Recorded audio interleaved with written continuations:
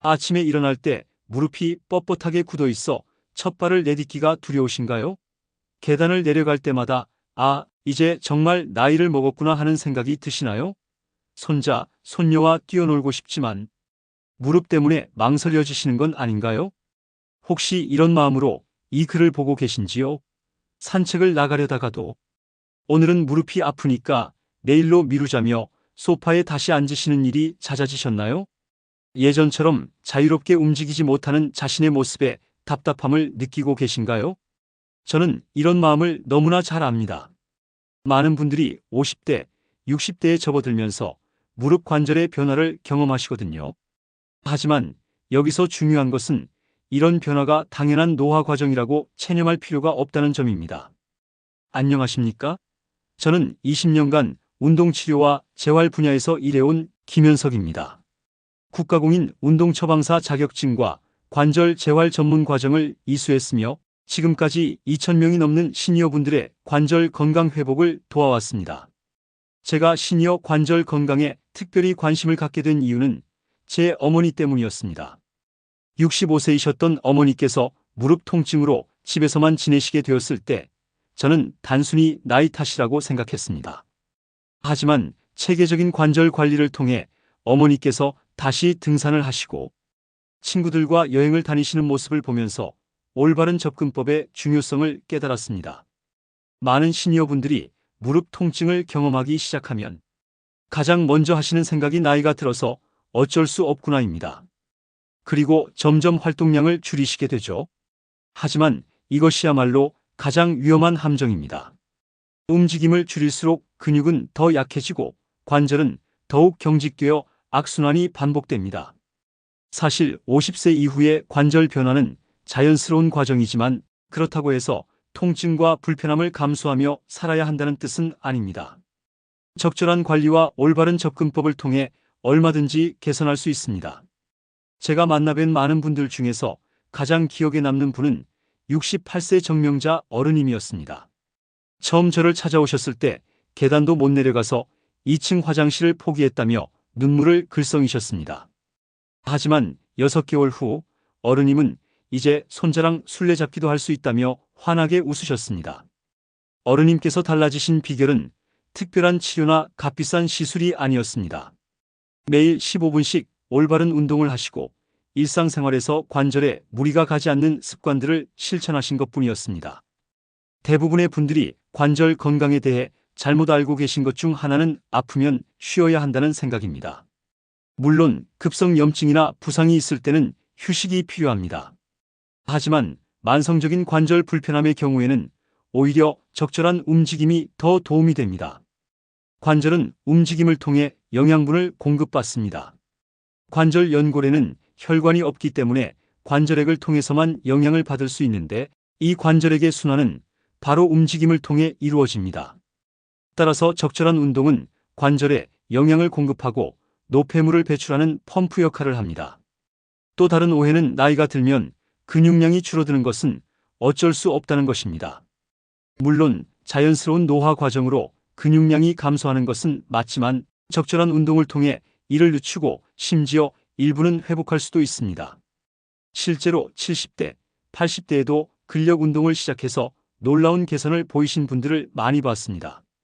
중요한 것은 너무 늦었다고 포기하지 않는 것입니다. 무릎 관절 건강에 가장 중요한 것은 주변 근육들의 균형입니다. 특히 허벅지 앞쪽의 대퇴사두근과 뒤쪽의 햄스트링, 그리고 엉덩이 근육들이 조화롭게 작동해야 무릎 관절이 안정됩니다. 많은 분들이 일상생활에서 앉아있는 시간이 길어지면서 엉덩이 근육과 햄스트링이 약해지고 단축됩니다. 반대로 허벅지 앞쪽은 상대적으로 긴장되어 있게 되죠. 이런 불균형이 무릎 관절에 비정상적인 스트레스를 가하게 됩니다. 하지만 걱정하지 마세요. 이런 문제들은 올바른 운동과 스트레칭을 통해 충분히 개선할 수 있습니다. 제가 앞으로 알려드릴 방법들은 복잡한 기구나 헬스장이 필요하지 않습니다. 집에서도 충분히 할 수 있는 간단하면서도 효과적인 방법들입니다. 이 방법들을 꾸준히 실천하신 분들은 보통 2에서 3주 후부터 작은 변화를 느끼기 시작하십니다. 아침에 일어날 때 무릎이 조금 덜 뻣뻣하다거나 계단을 오를 때 예전보다 숨이 덜 차다는 식으로요. 그리고 2, 3개월 후에는 확실한 개선을 체감하시게 됩니다. 72세 박철수 어르신이 제게 처음 오셨을 때의 모습을 잊을 수가 없습니다. 계단 오르내리기가 너무 힘들어서 2층에 있는 방을 포기하고 거실에서 지내고 계셨거든요. 손자가 놀러와도 같이 축구를 할 수 없어서 미안하다며 눈시울을 붉히시던 모습이 아직도 선명합니다. 박 어르신의 무릎 상태는 생각보다 심각했습니다. 오랜 기간 앉아서 하는 일로 인해 허벅지와 엉덩이 근육이 현저히 약해져 있었고 무릎 주변 관절의 가동 범위도 상당히 제한되어 있었습니다. 하지만 포기하지 않으셨습니다. 첫 달에는 침대에서 할 수 있는 간단한 다리 운동부터 시작했습니다. 누워서 무릎을 가슴 쪽으로 당기는 동작, 다리를 쭉 펴서 발목을 움직이는 운동 같은 것들이었죠. 처음에는 5분도 힘들어 하셨지만 점차 시간을 늘려가셨습니다. 두 번째 달부터는 의자를 이용한 운동을 추가했습니다. 의자에 앉아서 다리를 들어 올리고 내리는 동작, 의자 등받이를 잡고 일어서기 연습 등을 꾸준히 하셨어요. 이때부터 박 어르신의 표정이 조금씩 밝아지기 시작했습니다. 3개월째가 되자 드디어 계단 한 층을 올라갈 수 있게 되셨습니다. 그날 어르신께서 보여주신 기쁜 표정을 지금도 생생히 기억합니다. 30년 만에 2층 방에서 잤다며 환하게 웃으시던 모습이요. 6개월 후 박 어르신은 완전히 다른 사람이 되어 계셨습니다. 매주 동네 뒷산에 등산을 다니시고 손자와 함께 공원에서 뛰어노시게 되었거든요. 최근에는 예전보다 더 건강한 것 같다며 활짝 웃으시는 모습에 저도 덩달아 기뻤습니다. 58세 이미영 어르님의 경우는 또 다른 사례였습니다. 30년간 사무직에 종사하시면서 생긴 관절 경직과 근력 약화가 주된 문제였거든요. 40대까지는 괜찮았는데 50대 들어서 갑자기 몸이 말을 안 듣는다며 좌절감을 표현하셨습니다. 이 어르님의 경우 특히 앉아있는 시간이 길어지면서 엉덩이 근육과 햄스트링이 약해져 있었고 허벅지 앞쪽 근육은 과도하게 긴장되어 있었습니다.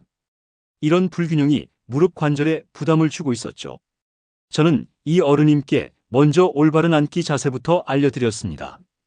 의자에 앉을 때 등받이에 기대지 말고 발바닥을 바닥에 완전히 붙이는 것, 1시간마다 5분씩은 일어나서 걷는 것 같은 기본적인 것들부터요. 그 다음에는 스트레칭에 집중했습니다. 특히 엉덩이와 허벅지 뒤쪽을 늘려주는 스트레칭을 중점적으로 했어요. 처음에는 몸이 너무 굳어져서 스트레칭 자체가 힘들어 하셨지만 2주 정도 지나니까 눈에 띄게 유연해지기 시작했습니다. 근력 운동도 점진적으로 늘려갔습니다. 벽에 기대서 하는 스쿼트부터 시작해서 의자에서 일어나기, 한 발로 서기 같은 균형 운동까지 단계별로 진행했어요. 4개월 만에 이 어르님은 놀라운 변화를 보이셨습니다. 아침에 일어날 때 뻣뻣함이 거의 사라졌고 하루 종일 앉아 있어도 예전처럼 무릎이 아프지 않게 되었거든요. 지금은 매일 아침 1시간씩 걷기 운동을 하시며 몸이 20년 젊어진 기분이라고 말씀하십니다. 67세 김순희 어르님의 이야기는 특히 인상 깊었습니다. 무릎 인공관절 수술을 권유받으셨던 분이거든요. 병원에서는 이 정도면 수술이 필요하다고 했지만 수술에 대한 두려움으로 저를 찾아오셨습니다. 수술 없이도 정말 나아질 수 있을까요? 라고 불안해하시던 모습이 선명합니다. 솔직히 저도 처음에는 확신이 서지 않았어요. 하지만 어르님의 의지가 워낙 강하셨고 무엇보다 수술을 피하고 싶다는 간절함이 느껴져서 함께 도전해보기로 했습니다. 김 어르님의 경우에는 더욱 신중하게 접근했습니다. 통증이 심한 상태였기 때문에 무리한 운동은 오히려 악화시킬 수 있었거든요. 처음 한 달은 거의 스트레칭과 가벼운 관절 움직임 운동만 했습니다. 수중 운동도 병행했어요. 물의 부력을 이용하면 관절에 부담을 주지 않으면서도 효과적으로 운동할 수 있거든요. 처음에는 물에서 걷기만 하셨는데 점차 다양한 동작들을 추가해 갔습니다. 3개월째부터는 육상에서의 운동도 조금씩 늘려갔어요. 여전히 조심스럽게 통증이 생기면 즉시 중단하면서 말이에요.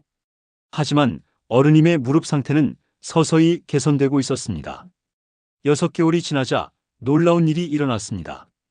병원에서 다시 검사를 받았는데 의사가 수술이 당장 필요하지 않을 것 같다고 말씀하신 거예요. 어르님의 기쁨은 말로 표현할 수 없을 정도였습니다. 8개월 후 현재 김 어르님은 수술 없이도 일상생활에 전혀 불편함이 없으시며 오히려 예전보다 더 활동적인 생활을 즐기고 계십니다. 최근에는 수술을 안 해서 오히려 다행이었다며 웃으시기까지 해요. 이 세 분의 공통점은 무엇일까요? 무엇보다 포기하지 않은 마음가짐이었습니다. 처음에는 모두 회의적이셨어요. 정말 나아질까? 이 나이에 무슨 소용이야 하는 생각들이 있으셨거든요. 하지만 작은 변화라도 생기기 시작하니까 희망이 생기시더라고요. 박 어르신의 경우 처음으로 계단 한 층을 올라가셨을 때, 이 어르님의 경우 일주일간 아침에 일어날 때 뻣뻣함이 없었을 때, 김 어르님의 경우 하루 종일 무릎 통증 없이 지낸 첫날을 맞이하셨을 때의 기쁨이 원동력이 되었습니다. 또 다른 공통점은 꾸준함이었습니다. 세 분 모두 하루도 빠짐없이 매일 운동을 하셨어요. 몸이 아픈 날에는 강도를 줄이거나 시간을 단축하셨지만 완전히 쉬는 날은 거의 없으셨습니다. 올바른 방법을 적용하신 것도 중요했습니다. 무작정 열심히만 한 게 아니라 자신의 상태에 맞는 운동을 단계별로 진행하셨거든요. 통증이 있을 때는 억지로 참지 않고 강도를 조절하셨고 몸의 신호를 귀에 깊게 들으셨습니다. 이분들이 경험하신 변화들을 좀 더 구체적으로 말씀드리면 먼저 신체적인 변화가 있었습니다. 아침에 일어날 때 뻣뻣함이 현저히 줄어들었고 계단 오르내리기가 훨씬 수월해졌어요. 30분 이상 연속으로 걷는 것도 가능해졌고 무릎 주변 근육이 강화되어 관절을 더 잘 지지하게 되었습니다. 정신적인 변화도 컸습니다. 나이 들었으니까 어쩔 수 없지라는 체념에서 완전히 벗어나셨어요. 대신 아직 할 수 있는 일이 많구나라는 긍정적인 마음가짐을 갖게 되셨습니다. 활동에 대한 자신감도 회복되셨고 가족이나 친구들과의 만남도 더 적극적으로 하시게 되었어요. 관절 주변 근육, 특히 대퇴사두근과 햄스트링의 강화는 무릎 관절에 가해지는 부담을 현저히 줄여줍니다. 연구에 따르면 대퇴사두근 근력이 10% 증가할 때마다 무릎 관절염 진행 위험이 20에서 30% 감소한다고 보고되었습니다. 또한 적절한 근력 운동은 관절 연골에 영양분 공급을 촉진하고 관절액 순환을 개선하여 자연적인 관절 회복 과정을 돕습니다. 많은 분들이 걱정하시는 것과 달리 올바른 방법으로 하는 근력 운동은 관절에 무리를 주지 않으면서도 효과적으로 주변 근육을 강화할 수 있습니다. 처음 1, 2주차에는 벽을 이용한 스쿼트부터 시작하세요. 벽에서 30cm 떨어져 등을 대고 서서 발을 어깨 너비로 벌립니다. 무릎을 천천히 구부려 앉되 무릎이 90도 이상 구부러지지 않도록 주의하세요. 5초간 유지한 후 천천히 일어나며 하루 2회 각 10회씩 실시합니다. 이 운동을 할 때 가장 중요한 것은 무릎이 발끝보다 앞으로 나가지 않도록 하는 것입니다. 체중은 발 뒤꿈치에 실어주고 상체는 곧게 유지하세요.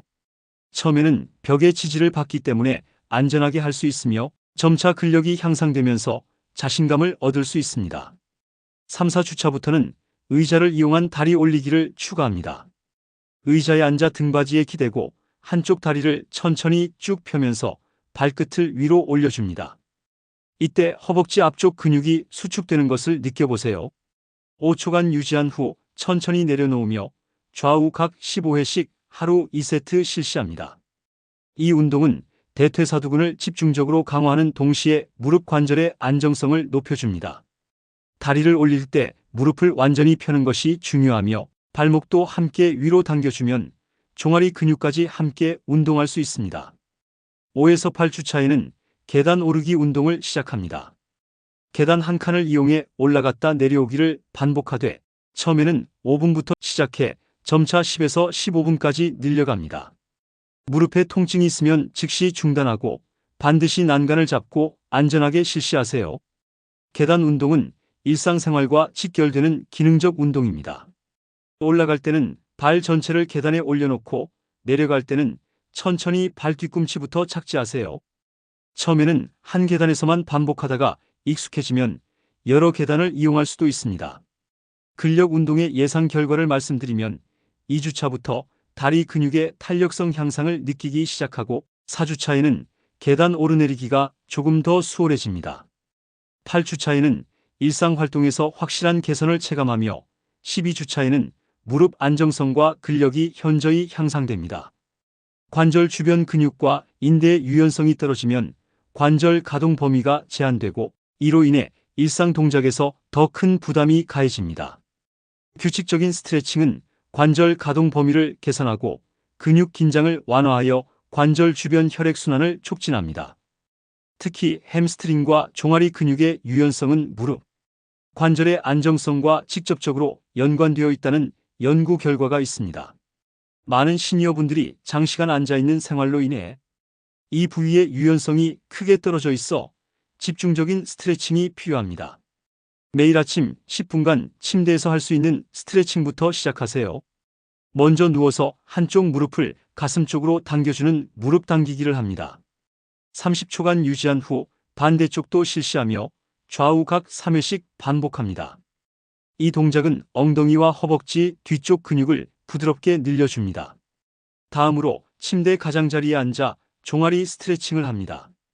한쪽 다리를 쭉 펴고 발끝을 몸쪽으로 당기면서 종아리 뒤쪽이 늘어나는 것을 느껴보세요. 30초간 유지하며 좌우 각 3회 반복합니다. 아침 스트레칭의 핵심은 갑자기 강한 스트레칭을 하지 않는 것입니다. 잠에서 깬 몸은 아직 충분히 풀리지 않은 상태이므로 부드럽고 천천히 몸을 깨워나가는 느낌으로 해야 합니다. 저녁에는 15분간 좀 더 집중적인 스트레칭을 합니다. 벽을 이용한 종아리 스트레칭부터 시작하세요. 벽에서 팔 길이만큼 떨어져 서서 한쪽 발을 뒤로 빼고 뒤꿈치를 바닥에 붙인 채 벽을 밀어줍니다. 종아리 뒤쪽이 시원하게 늘어나는 것을 느끼며 30초간 유지하고 좌우 각 3회 반복합니다. 의자를 이용한 허벅지 앞쪽 스트레칭도 중요합니다. 의자 등받이를 잡고 서서 한쪽 발을 뒤로 구부려 손으로 잡아당겨줍니다. 허벅지 앞쪽이 늘어나는 것을 느끼며 30초간 유지하세요. 균형을 잡기 어려우면 벽 근처에서 하거나 다른 손으로 벽을 짚고 해도 됩니다. 저녁 스트레칭은 하루 종일 사용한 근육의 긴장을 풀어주고 숙면을 돕는 효과도 있습니다. 스트레칭 후에는 따뜻한 물로 샤워하거나 족욕을 하면 더욱 좋습니다. 스트레칭의 예상 결과를 보면 1주차부터 아침 기상 시 뻣뻣함이 조금씩 줄어들기 시작합니다. 3주차에는 전체적인 몸의 유연성 향상을 체감하고 6주차에는 관절 가동 범위가 눈에 띄게 개선됩니다. 10주차가 되면 일상 동작이 훨씬 부드럽고 자연스러워집니다. 아무리 좋은 운동을 해도 일상생활에서 관절에 해로운 습관을 계속한다면 효과가 반감됩니다. 올바른 자세와 동작 패턴은 관절에 가해지는 스트레스를 최소화하고 장기적으로 관절 건강을 유지하는 데 필수적입니다. 특히 체중 관리와 염증 감소를 위한 식생활 개선은 관절 건강에 직접적인 영향을 미칩니다. 체중 1kg 감소 시 무릎 관절에 가해지는 부담이 4kg만큼 줄어든다는 연구 결과가 있어 작은 체중 감소도 큰 효과를 가져올 수 있습니다. 의자에서 일어나는 올바른 방법부터 익혀보세요. 의자 앞쪽 끝에 앉아 발을 어깨 너비로 벌리고 발바닥을 바닥에 완전히 붙입니다. 상체를 앞으로 기울이면서 발 뒤꿈치에 체중을 실어 일어나되 무릎에 손을 짚고 일어나지 않도록 주의하세요. 많은 분들이 무릎에 손을 짚고 일어나는 습관이 있는데 이는 무릎 관절에 불필요한 압력을 가합니다. 대신 의자 팔걸이나 테이블을 이용하거나 허벅지 근육의 힘으로 일어나는 연습을 하세요. 계단을 이용할 때 안전한 방법도 중요합니다. 올라갈 때는 좋은 쪽 다리부터 올려놓고 내려갈 때는 아픈 쪽 다리부터 내려놓으세요. 반드시 난간을 잡고 천천히 이동하며 급하게 뛰어다니지 않도록 합니다. 염증 감소에 도움이 되는 식품들을 적극 섭취하세요. 오메가3가 풍부한 생선인 연어, 고등어를 주 2에서 3회 섭취하고 항산화 성분이 많은 베리류와 녹색 잎채소를 매일 드세요. 강황, 생강 같은 천연 항염 향신료도 요리에 활용하면 좋습니다. 반대로 피해야 할 식품들도 있습니다. 가공식품과 정제 설탕은 염증을 증가시키므로 섭취를 최소화하세요. 튀김류와 트랜스지방 함유 식품도 피하고 과도한 염분 섭취도 주의해야 합니다. 수분 섭취도 중요합니다. 하루 8잔 정도의 물을 마셔 관절에게 점도를 적절히 유지하고 관절 윤활을 돕도록 하세요. 무릎에 무리가 되는 활동들을 수정해 보세요. 바닥 걸레질 대신 막대 걸레를 사용하고 쪼그려 앉기보다는 낮은 의자나 방석을 활용하세요. 무거운 물건은 한 번에 옮기려 하지 말고 여러 번 나누어 옮기는 것이 좋습니다. 정원 가꾸기나 집안일을 할 때도 무릎을 보호하는 방법들이 있습니다. 무릎 보호대를 착용하거나 작업 시 적절한 높이의 도구를 사용하여 무릎에 가해지는 부담을 줄이세요. 일상생활 개선의 예상 결과를 보면 2주차부터 일상 동작이 더 수월해지기 시작합니다. 4주차에는 관절 주변 염증과 부종이 줄어들고 8주차에는 전반적인 관절 불편감이 현저히 감소합니다. 12주차가 되면 건강한 생활 패턴이 자연스럽게 정착되어 지속적인 관절 건강 유지가 가능해집니다. 많은 분들이 관절 건강 개선 과정에서 비슷한 실수를 반복하시는데 미리 알고 계신다면 충분히 피할 수 있습니다. 첫 번째로 가장 흔한 실수는 너무 성급하게 결과를 기대하는 것입니다. 일주일 했는데 왜 효과가 없지? 라고 생각하시는 분들이 많습니다. 하지만 관절 건강 개선은 최소 4에서 6주는 꾸준히 해야 체감할 수 있습니다. 이런 성급함을 해결하는 방법은 매일 작은 변화라도 일기에 기록해 보는 것입니다. 오늘은 계단 한층 더 올라갔다. 아침에 일어날 때 조금 덜 아팠다 같은 작은 발전도 모두 기록하시면 동기부여가 됩니다. 실제로 변화는 일어나고 있지만 우리가 인식하지 못하는 경우가 많거든요. 두 번째 실수는 통증이 있을 때 무리하게 운동하는 것입니다. 참고 해야 효과가 있을 거야라고 생각하며 통증을 무시하고 운동을 계속하시는 분들이 있습니다. 이는 오히려 관절 손상을 악화시킬 수 있습니다. 특히 시니어분들의 경우 회복 속도가 젊은 층보다 느리기 때문에 한번 악화되면 원상복구하는 데 오랜 시간이 걸립니다. 운동 중 통증이 발생하면 즉시 중단하고 통증이 가라앉은 후 강도를 낮춰서 다시 시작하세요. 약간 불편한 정도와 아픈 것은 분명히 다릅니다. 약간의 불편함은 근육이 활성화되고 있다는 신호일 수 있지만 날카롭거나 지속적인 통증은 경고 신호입니다. 세 번째 실수는 일관성 없이 운동하는 것입니다. 주말에 몰아서 2-3시간씩 운동하고 평일에는 전혀 하지 않는 패턴은 효과적이지 않습니다. 이런 방식은 오히려 관절에 부담을 주고 부상 위험을 높입니다. 매일 15-20분씩이라도 꾸준히 하는 것이 일주일에 한 번 이 시간 하는 것보다 훨씬 효과적입니다. 관절 건강은 꾸준한 자극과 관리가 핵심이며 몰아서 하는 운동은 오히려 역효과를 낼 수 있습니다. 네 번째 실수는 자신의 현재 상태를 정확히 파악하지 않고 무작정 따라하는 것입니다. 같은 나이라도 개인차가 크고 기존에 앓고 있던 질병이나 부상 경험에 따라 접근 방법이 달라져야 합니다. 다른 사람에게 효과가 있었다고 해서 나에게도 똑같이 적용되는 것은 아닙니다. 관절 건강을 위한 운동과 함께 이런 생활 습관들을 병행하시면 더욱 좋은 결과를 얻으실 수 있습니다. 첫 번째는 충분한 수면과 휴식입니다. 밤 10시-11시 사이에 잠자리에 들어 7-8시간의 충분한 수면을 취하세요. 수면 중에 관절 조직의 회복과 재생이 가장 활발하게 일어납니다. 많은 분들이 나이가 들면서 잠이 줄어드는 것을 당연하게 여기시는데 이는 건강에 좋지 않습니다. 수면의 질이 떨어지면 염증 수치가 올라가고 이는 관절 건강에 직접적인 악영향을 미칩니다. 잠들기 전 스마트폰이나 TV 시청을 피하고 침실을 어둡고 시원하게 유지하세요. 두 번째는 스트레스 관리입니다. 만성 스트레스는 염증을 증가시켜 관절 건강에 악영향을 미칩니다. 명상, 독서, 음악 감상 등 자신만의 스트레스 해소법을 찾아 실천하세요. 특히 자연 속에서 보내는 시간은 스트레스 해소에 매우 효과적입니다. 스트레스가 관절에 미치는 영향을 과소평가하시는 분들이 많은데 실제로 스트레스 호르몬인 코티솔이 지속적으로 분비되면 연골 손상을 가속화하고 염증을 증가시킵니다. 따라서 마음의 건강도 관절 건강과 직결된다고 볼 수 있습니다. 세 번째는 사회적 활동 참여입니다. 동네 걷기 모임이나 실버 요가 클래스 같은 활동에 참여하시면 동기부여도 되고 꾸준히 할 수 있는 원동력이 됩니다. 혼자서 운동을 계속하는 것은 생각보다 어려운 일이며 함께하는 동료가 있으면 포기하지 않고 지속할 수 있습니다. 또한 사회적 활동은 정신 건강에도 도움이 되어 전반적인 삶의 질을 향상시킵니다. 새로운 사람들과의 만남은 뇌 활동을 자극하고 우울감을 예방하는 효과도 있습니다. 네 번째는 정기적인 건강 체크입니다.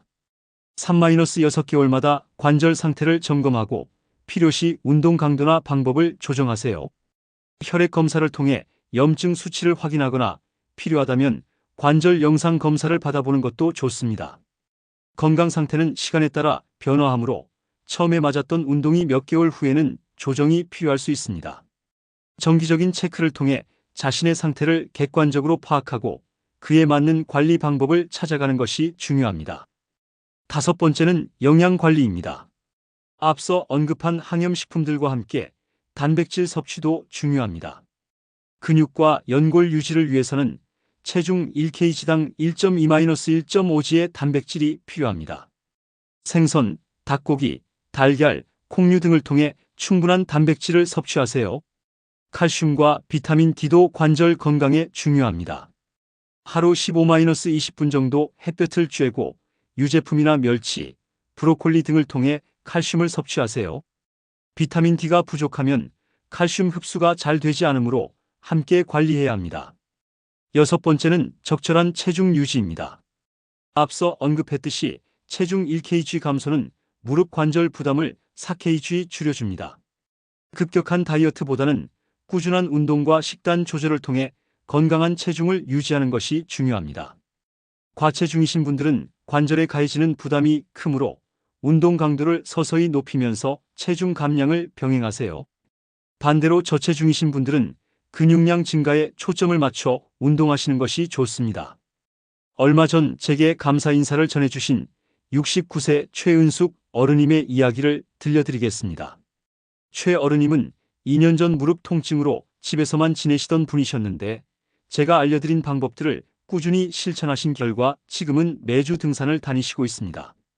최 어르님께서 특별히 강조하신 것은 작은 변화에 감사하는 마음이었습니다. 처음에는 5분 걷는 것도 힘들어 하셨는데 일주일 후 10분을 걸을 수 있게 되었을 때의 기쁨을 지금도 기억하신다고 해요. 그런 작은 성공 경험들이 쌓여서 지금의 건강을 만들었다고 하십니다. 선생님, 처음에는 정말 될까 싶었는데 조금씩 따라하다 보니 어느새 이렇게 건강해졌네요. 나이 들어서도 이렇게 활기찬 생활을 할 수 있다는 게 너무 감사해요. 최 어르님의 말씀처럼 작은 변화의 시작이 큰 변화를 만들어냅니다. 무엇보다 중요한 것은 시작하는 것입니다. 완벽하게 준비될 때까지 기다리지 마세요. 오늘 당장 할 수 있는 작은 것부터 시작하세요. 최근에는 손자들이 할머니가 제일 건강하다고 한다며 환하게 웃으시는 모습을 보여주셨어요. 이런 변화는 단순히 신체적 건강만의 문제가 아니라 삶 전체의 질을 바꾸는 것입니다.